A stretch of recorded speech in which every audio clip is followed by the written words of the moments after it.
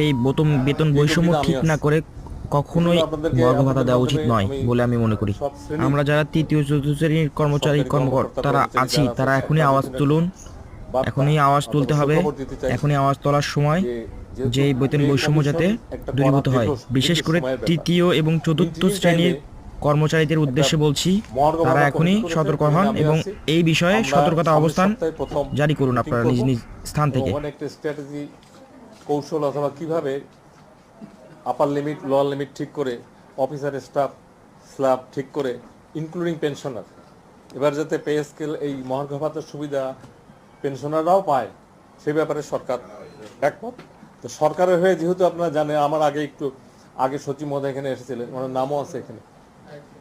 তো এইটা খুবই একটা আমি মনে করি সময় উপযোগী, যেহেতু ইমিডিয়েট যাতে দেওয়া যায় এবং আমাদের থাকবে কি বলবো যে চেষ্টা